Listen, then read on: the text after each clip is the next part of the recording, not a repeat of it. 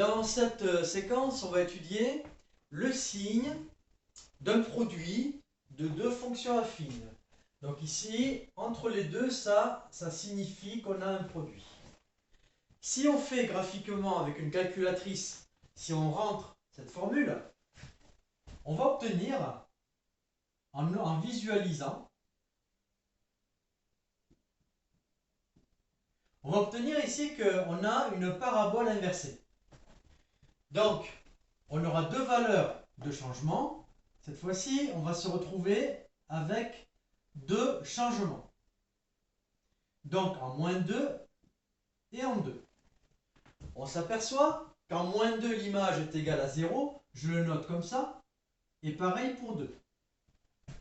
On s'aperçoit que jusqu'à moins 2, je suis dans les négatifs. Ensuite, je passe dans le positif.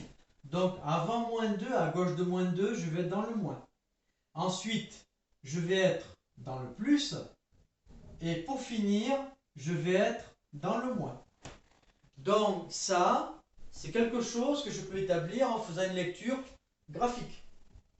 Alors maintenant, si je ne dispose pas de calculatrice ni de graphique, il faut que je sache établir ce résultat.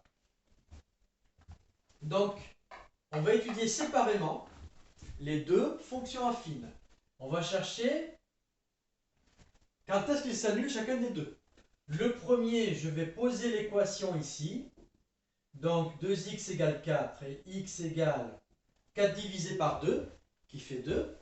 Et celui-là, moins 3x moins 6 égale 0, moins 3x égale 6, x égale 6 sur moins 3 qui fait moins 2. Je retrouve bien mes deux valeurs de changement que j'ai observées sur la calculatrice. Maintenant, je vais, tout à l'heure, j'avais fait un tableau pour une fonction affine. Et bien maintenant, il faut que je sois en mesure de faire un tableau qui englobe tout. Donc, pour rentrer le premier, alors déjà je peux noter qu'on a deux valeurs de changement. Deux valeurs de changement vont imposer deux lignes. Et ensuite, il faut rentrer la première affine, la deuxième affine et le produit. Donc une première ligne pour la première affine, une deuxième ligne pour la deuxième affine. Bon, comme résultat, on va simplifier en appelant cette fonction f de x pour éviter de recopier tout le produit. Bon, moins 2, avant moins 2, on a moins 3, moins 4, on va jusqu'à moins l'infini.